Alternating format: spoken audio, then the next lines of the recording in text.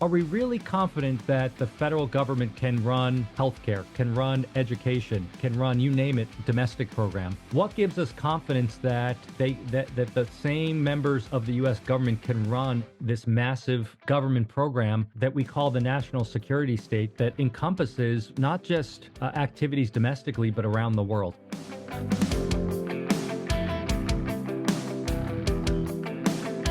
Hello. Welcome again to an episode of the Let People Prosper series. My name is Dr. Vance, Ginn. I hope you're having a prosperous day. Well, today is December 11th, 2023, and I'm delighted to have on another person who has been fighting for liberty and just a liberty warrior and a happy warrior all together. But we have a lot to talk about wars and the cost of them, things of that nature. And it's none other than Dr. Chris Coyne. Chris, welcome to Let People Prosper show. Well, thank you, Vance. It's wonderful to be here, and I appreciate the opportunity to speak with you today. Yeah, well, I'm excited about it. I've been following your work for a long time, and then you have this book. It's not necessarily new. It's pretty new, but it's got a lot of great stuff in there. It's In Search of Monsters to Destroy, The Folly of American Empire and the Path to Peace. So we're going to talk a lot about that among a number of other issues. Before we get going too far, let me give the audience your bio, and then we'll jump right into it. Sure. So Dr. Chris Coyne is professor of economics at George Mason University and the associate director of the F.A. Hayek program for the advanced study in philosophy, politics, and economics at the Mercatus Center. He serves the co-editor of the Review of Austrian Economics, the co-editor of the Independent Review, and the book review editor of Public Choice. He's a busy man. His new book, which is In Search of Monsters to Destroy, The Folly of American Empire and the Path to Peace, was published by the Independent Institute in 2022. I was first noticed of this book through the No Due Date group that Dr. Pete Boettke has, who's also over there at George Mason, and thought it was a great book, and so I'm delighted to have you on. And so before we get started too far into this conversation, why do you do what you do every day, Chris? Sure. Well, like you mentioned with Pete Boettke, he's the one that actually influenced me and inspired me. He taught me as a undergraduate student at Manhattan College in New York City and introduced me to economics and Austrian economics and public choice economics and really changed the trajectory of my life. And so that's in the broadest sense why I do what I do. But more broadly, why I do this is because I think education and scholarship and public outreach and communication of the ideas of a free society and the foundations of a free society are crucial. It's very easy, I think, to get kind of caught up in the kind of moment, whatever the policy or topic of the day is, and to forget kind of broader principles that really underpin a free society. And so I feel grateful that I get to spend my life studying them and discussing them and teaching them to students here at George Mason, but also to people around the country and world. Yeah, that's great. That's great. Which classes do you teach there? This semester, I teach Principles of Microeconomics, which is freshman and sophomore. After Walter Williams, my teacher, passed away 3.5 years ago, I took over his Micro 1 PhD level class. So I've been teaching that for the last 3 years. That's a first-year PhD students. And then I also teach classes in Austrian economics, defense and peace economics, and public policy. Okay, great. Another great economist, Walter Williams. Yeah, rest in peace. Steve Horowitz as well. We talked about a little about him earlier. There's a lot of great economists that are there at George Mason University. It's someone that, if you're looking at a free marketplace to go and find good economics, sound economics, along with some great personnel like Chris and others, definitely check out George Mason University. And of course, the Mercatus Center has a lot of great information as well, along with the Independent Institute, where you publish this book through. They do a lot of great work. I'd love to get into more of the details of the foundations with which you start. I know you got Austrian economics on one side. I heard some public choice economics. Those are all good stuff. We talk a lot about that on the Let People Prosper show. I think that's a lot of my foundation as well. But whenever you're getting into military wars, you think about the non-aggression principle, which I think is really important as a classical liberal. But where do you start with your philosophy and everything else that's got you to the point that you're at today? Sure, that's a great question. These issues of foreign intervention, defense, military, they're quite contested even among classical liberals in the present day, but also in history. If you look back throughout history, going back to Adam Smith, John Stuart Mill, very important thinkers, they were all wrestling with these very difficult challenges. And of course, James Madison pointed out war is one of the great threats to a free society, both in terms of the fiscal aspect, but also the pressure it places on constitutional constraints, on the norms of freedom, and so on. But in any case, where do I come from on these issues? Well, certainly I have my own kind of normative commitments and ethical commitments to these issues. But as an economist, I try to put those aside and come at it purely from the perspective of positive social science. And perhaps the best way to illustrate that is through kind of the story how I got onto these issues, which was my first semester in graduate school was 2001. Mm. And so 3 weeks after I arrived at George Mason University was the September 11th, 2001 attacks. And importantly, I had just come from New York City and I Mm. worked down on the Wall Street. I grew up outside New York City, went to school there, and I worked on Wall Street. And where I lived is Hoboken, New Jersey. And I would take the PATH train from Hoboken, New Jersey into the basement of the World Trade Center and then Wow. walk over to Wall Street to go to work every day. And so I'd just come from there, moved to Northern Virginia, start here, 9/11 attacks happen. And of course, that had a huge impact on everyone throughout the country. It was quite emotional and really had an impact on all of us. But then very quickly, the United States government starts this open-ended war on terror, invades Iraq and Afghanistan.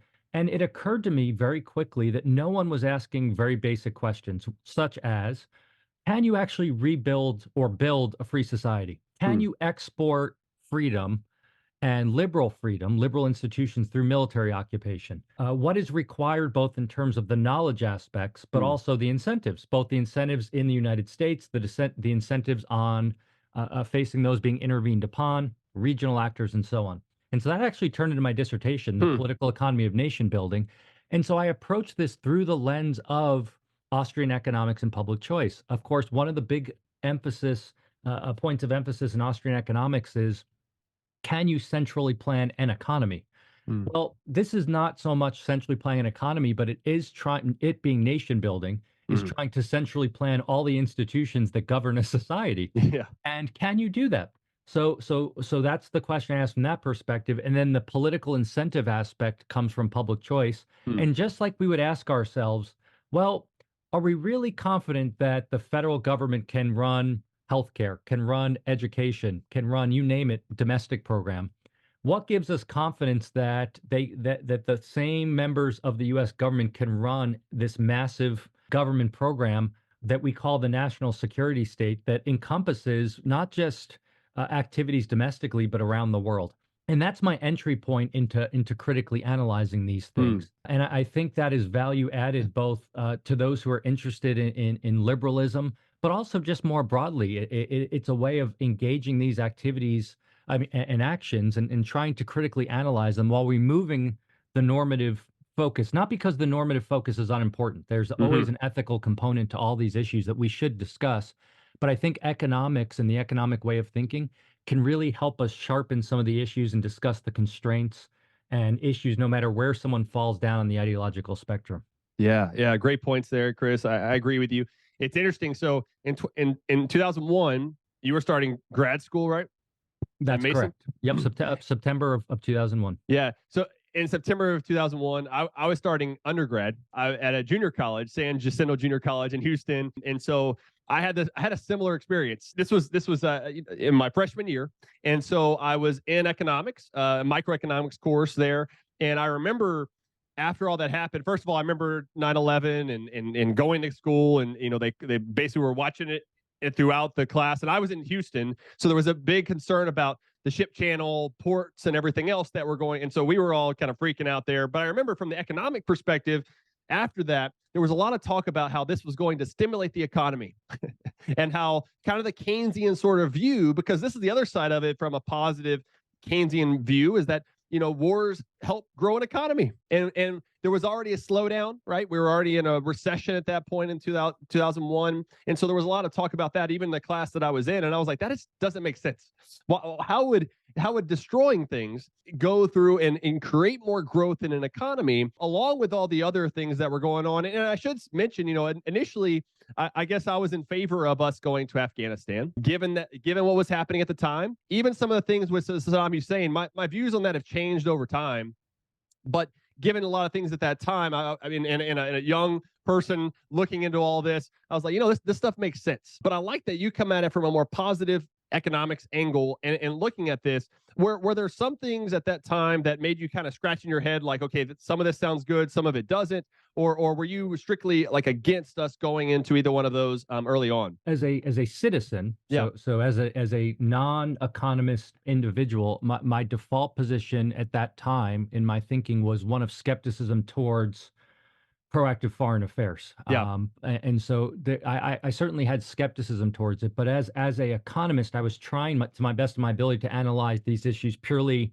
Okay, let's actually parse through this. Think about what we can and can't do, because these issues are quite complex. But my position is never, the government can never do anything Yeah. or achieve its ends. If a government does anything domestically or internationally, it can accomplish some good. I mean, again, think about, to go back to an earlier example, education. I Yeah. live in Northern Virginia, which is one of the wealthiest counties in the country. There's a lot of money here, and the Hmm. public education system's quite good. So if you looked at just this, you'd say, boy, the government's wonderful at providing education. Of course, you drive 45 minutes into DC or Baltimore, it's the polar opposite. Mm. And so what you end up doing is kind of looking at these pattern predictions rather than looking at particular things. You look at how government acts as a whole, Mm. and you have to be able to be comfortable making kind of not specific point predictions, but broader pattern predictions about what you expect to happen. And that's Mm. one of the insights from Austrian economics. Yeah. This is one of Hayek's arguments about the macroeconomy, that you can't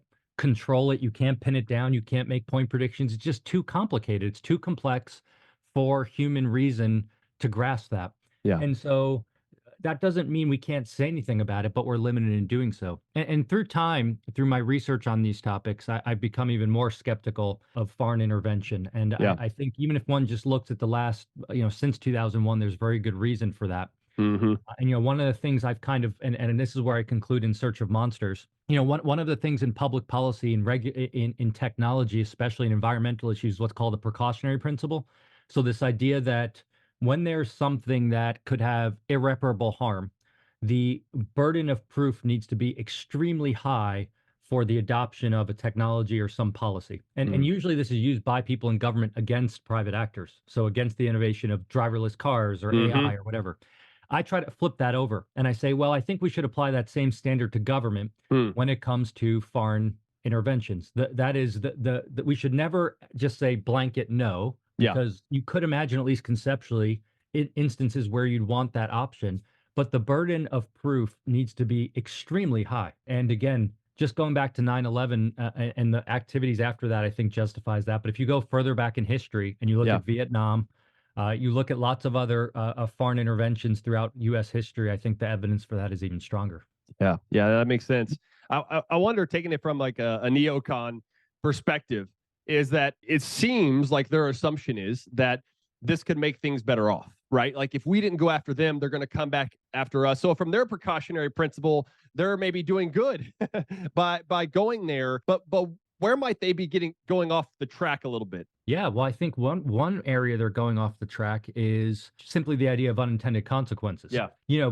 Part of the challenge, but also of unintended consequences, is they're long and variable. So Hmm. so they don't emerge until years after. And just think about Afghanistan for a moment. 9/11 and the subsequent U.S. invasion and occupation of Afghanistan, of course, has a long history. But just go back to the Soviet-Afghan War in the Mm. late 70s.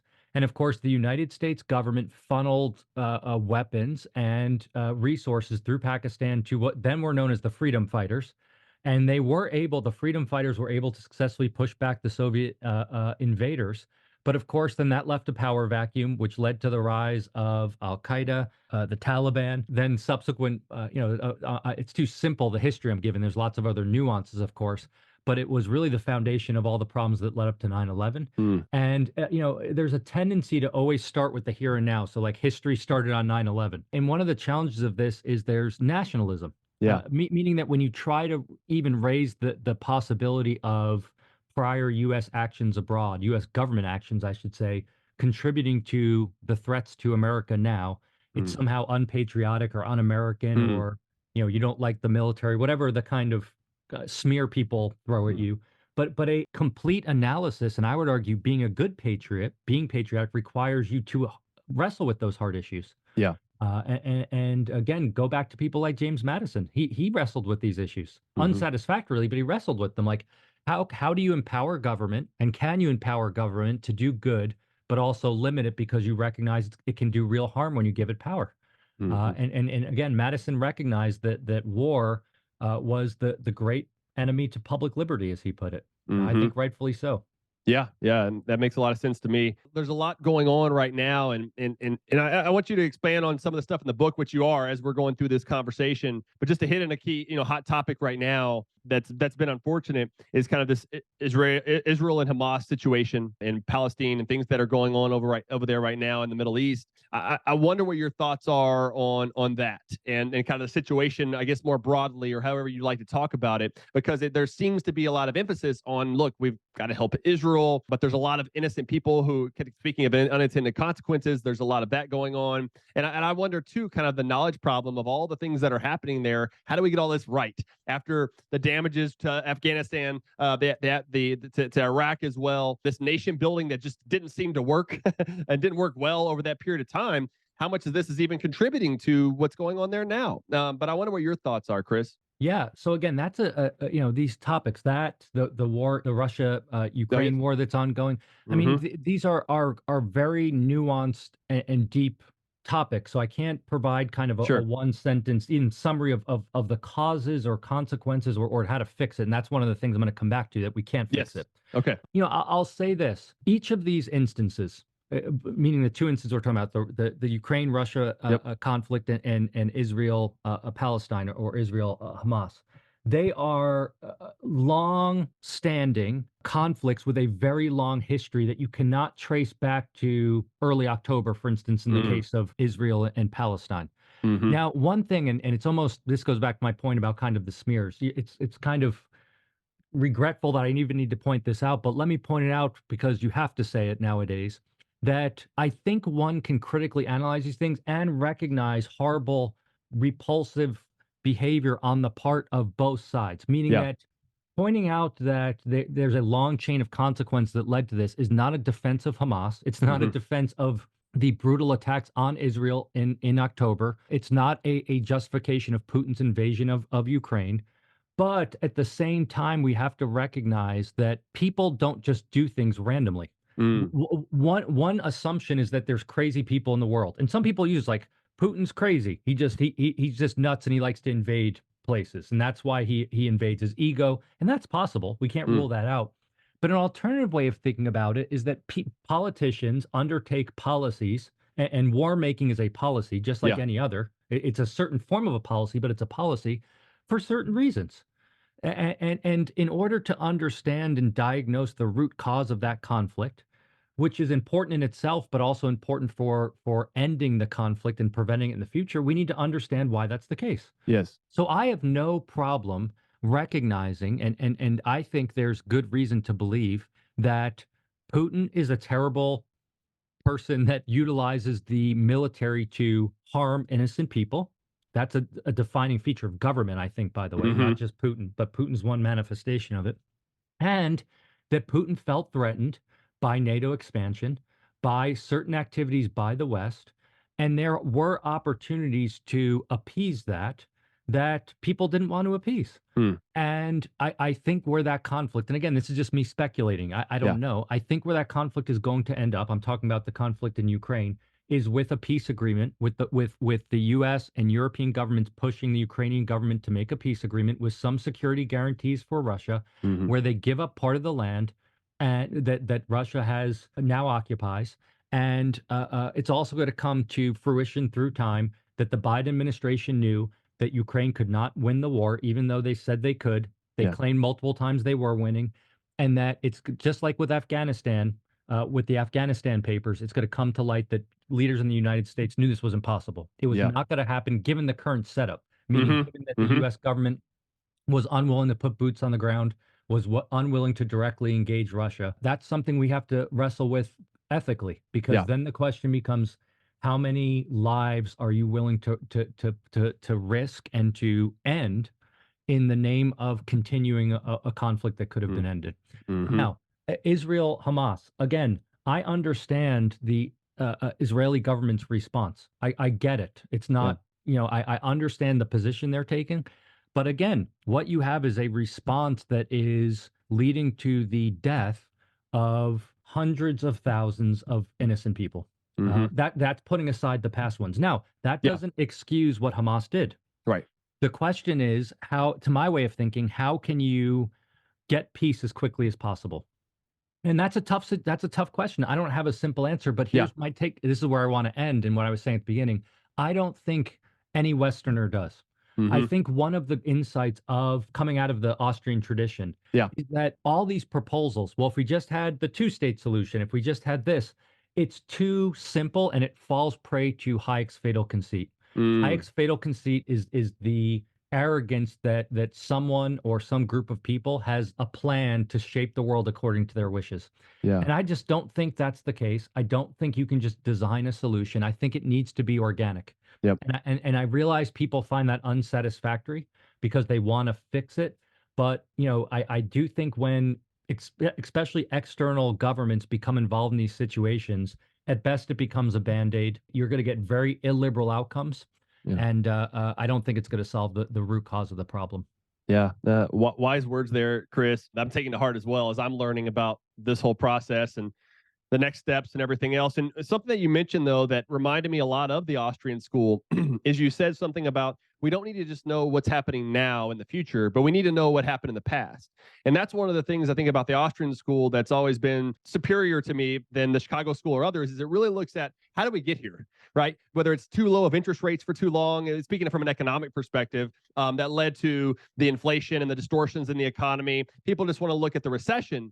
You've got to know what happens before the recession that got you to that point. And it's similar here, I guess, whenever you're thinking about military. And you talk about this a lot in your book, too, in Search of Monsters, where you've got to know the history before you get there. And so you see a lot of these people doing Monday quarterbacking or whatever it is. Where they're trying to say what happens the day after the football game and say, hey, this is what should have happened. But they're only looking at the game. They're not looking at the war that's been going on for a long period of time.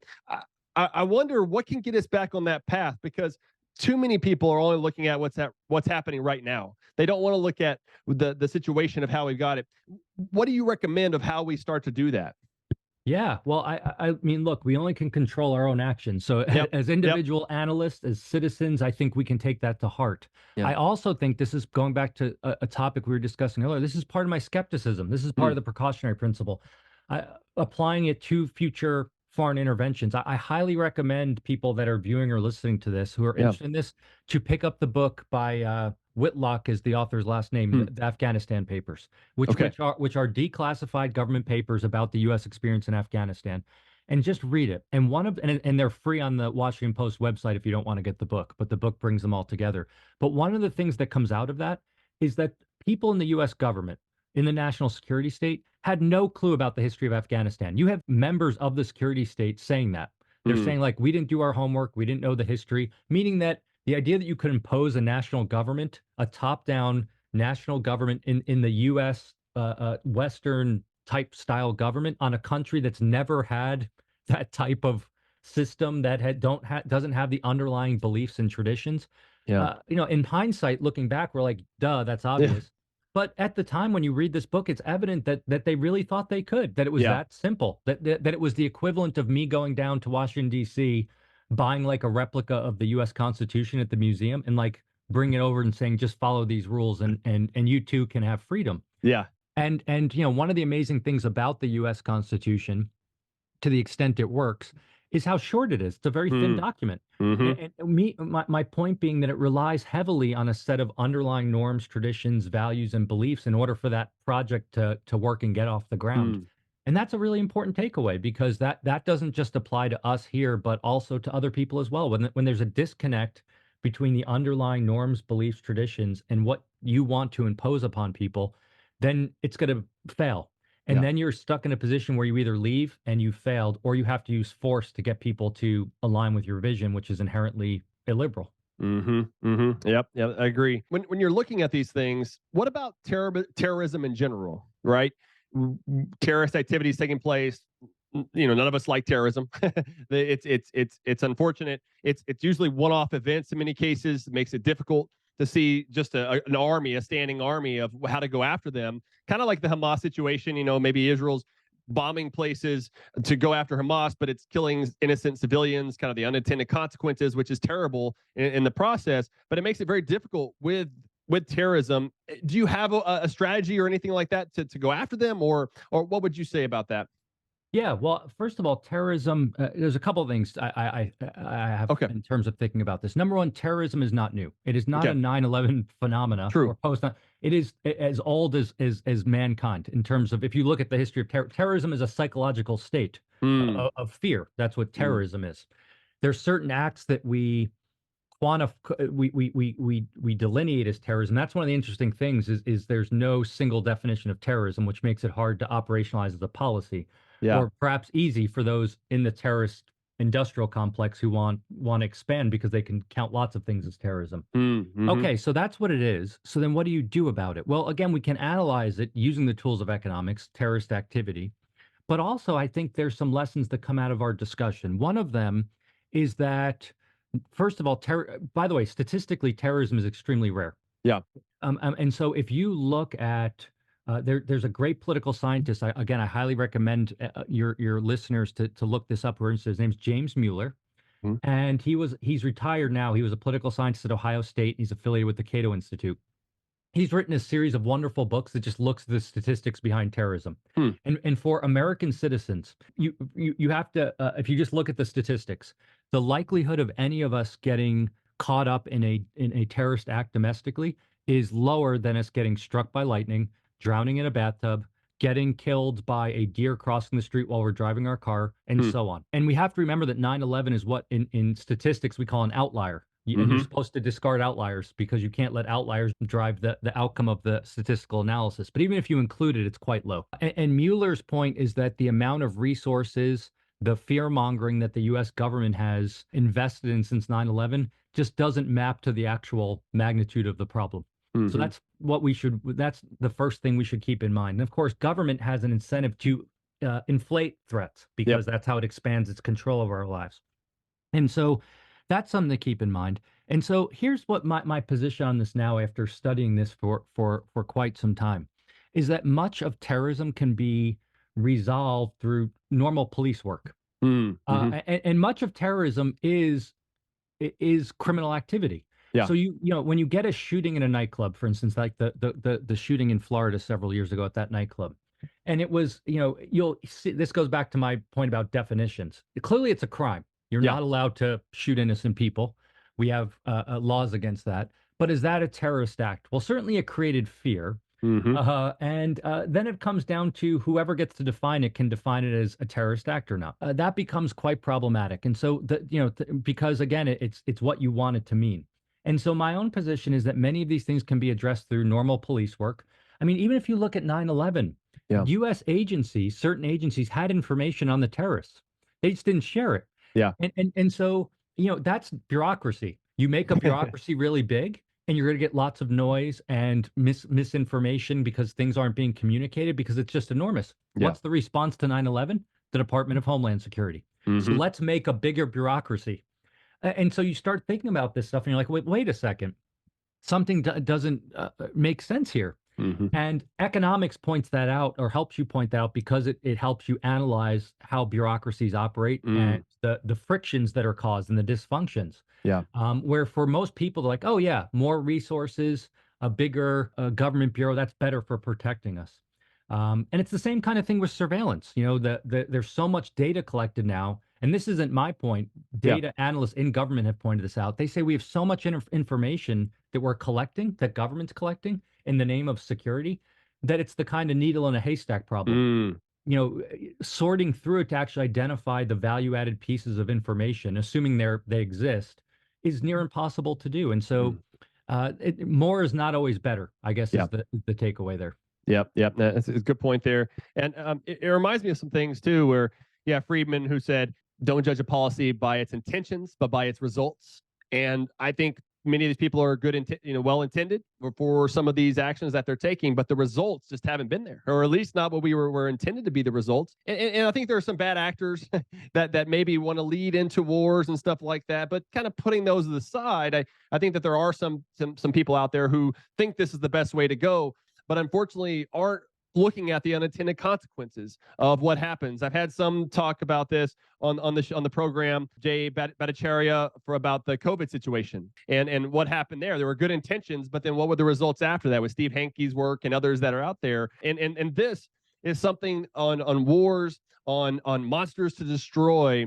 It just seems like the military complex, because there is this rent seeking that goes on, kind of go the Buchanan and public choice route. There's this rent seeking that happens from politicians, but also from institutions that want the dollars to flow. And so who can we find to destroy next? And so I wonder, from the perspective of a classical liberal, and thinking about the size of our military today, I think that there's a lot of excess and a lot of bloat that's within our military that we have today, where I would like to see maybe some audits, some restrictions, some cuts. Why do we need such a large military complex to begin with? And I wonder if some private militias could end up resulting in some of this, or kind of what your take is on that. Because I like your view on the police. This is basically a local thing versus putting it more to the federal level. I kind of think too, Chris, with having our republic that we do, I do believe that rule of law is important. And so maybe there's a role for national defense in order to protect our security and our private property, kind of going into the more capitalist system that I wish we had. I don't think it's as capitalist as what many say, but I wish it was more like that. But I wonder kind of your perspective on national defense in America and where we should be headed. Yeah. So a couple of things. First of all, certainly the national security state is enormous, both in terms of dollar amounts and in terms of just size, Yeah. and so scale and scope. Both of those things are there's two Washington Post journalists after 9/11. So this would have been in the early 2000s. They tried to do an investigative study of the size of the national security state. So they're trying to just get a sense of like real estate that was like office space, who had security clearances. It's called Top Secret America for anyone that's interested. It's on the Washington Post website, and there's a book by Dana Priest and William Arkin are the co-authors. They could not identify the magnitude and scale of this. And their point is that this is just out of control, and it's just grown since then. And so that's a problem just in terms of security, because think about how many people have access to stuff in addition to the lack of communication that we were talking about earlier. Yeah. Certainly this idea of an iron triangle. And so one of the fascinating things about the military sector is you get this confluence of left and right. And so, for a lot of other issues, there's kind of this divide between people on the ideological right and left, or, businesses, even when there's cronyism, or unions, and there's conflict, there's some conflict. In the military sector, they all line up. Yeah. Which is, it makes sense. As you were saying, you get government bureaucracies that want more money. You get private firms and contractors that want more money. You want unions that want contracts and bennies for their members. So they get that through the defense sector. And so you get this alignment of all these interests where it just reinforces it. And here's the thing, the typical kind of classical liberal vision is limited government, police, courts, defense, that kind of thing. And let's go with that for a moment. The challenge is, if you look in practice at what the U.S. national security sector does, you spend a little bit of time looking at it, you will realize that much of what they do has actually nothing at all to do with the protection of ordinary Americans. Nothing at all. It has to do with protecting and benefiting certain people, but not the general. There's no national common defense. They're benefiting certain businesses or certain interests in foreign countries or certain interests in Washington, D.C. And so what is to be done? Well, my own view is first of all, we need a skepticism, which sounds very kind of mundane, but I think it's important. And again, go back to the founders. They all had a deep-seated skepticism towards the military and militarism. It was one of their great fears. Yeah. It really was one of their great fears. Now it's like the opposite. It is everyone accepts it. Anyone that like can you think of even a handful of representatives at the national level who push back on national security issues? You'd be hard pressed to do that. You can get one-off people here and there, but they're usually viewed as like outliers, extremists. Yep. They're called un-American. Yep. They never really get any traction. But going back to your point about the audit, the Department of Defense, the Pentagon, is supposed to be audited. There's a federal law that says agencies have to pass an audit just like any other private business would have to. Which isn't a crazy thing. No. That's not like to say like, oh, should a federal agency be able to balance its books and provide basic financial statements? Okay. There's one agency that, number one, has acted illegally, meaning in violation of federal law from even attempting an audit. And then when they have tried the audit, they failed repeatedly, and that's the Pentagon. So the Mm, Pentagon only started being subject to that law, which I think passed in like the mid '90s or late '90s. That law requiring audits went into effect. For years, they just didn't even submit to the audit, hmm, and of course, what did members of Congress did? They kept increasing their budget. right. Right, and what basic economics. If Yep. if you are if you are being rewarded for not doing something, you're gonna continue to do that, engage in that behavior. That's Yeah. Econ 101. Yep. And then they fail the audit, and they basically say, like, "Yeah, we knew we were gonna fail, but it's great that we actually tried it." You start studying these things, and you just realize this is a mess. And so we need skepticism among citizens and really start questioning things, and it's hard to do. I mean, think about it. The Biden administration gets us out of Afghanistan, which was a hot mess when they got out the way they got out. And it was always Yeah. going to be that way. Yeah. It was always just given the nature of the occupation, there was no way for it not to be that way. So I actually give him credit for kind of doing that, given the political backlash he received. But then that provided a very small window to my way of thinking for us to critically kind of question, well, let's take stock of what we're doing here. Like, Mm, what are we doing in the world? hmm. But then, of course, Russia invades Ukraine, and everything goes by the wayside. Then you get, current Israel Yep. situation. You get all the discussion again, the fear mongering about China Yep. and Russia and the threats to U.S. national security. And it's like none of Iraq and Afghanistan. You never hear about it. You'd Mm, be hard pressed to even hear about it now. And especially in Afghanistan, the United States government left behind a terrible situation. There's a humanitarian crisis there. But, that's old news now, even though it's not that old time-wise. And so that's yeah. the challenge for citizens. Yeah. It's a real, and we have our own issues, of course. We have our families and we have our own careers and communities that we're concerned about and domestic policy. So it's challenging, but that's where we need to start. In my ideal world, I personally would like to see a significantly smaller national security sector. Hmm. I think that there are other means to provide security. I don't necessarily mean guns. Okay. I think going back to people like Bastiat, people like Cobden, that trade and economic Mm, integration is a form of security. yeah. And that is counterintuitive nowadays because Hmm. if you turn on the news, what you will hear is the opposite. You'll hear the Biden administration and the Trump administration prior to that saying we need to decouple.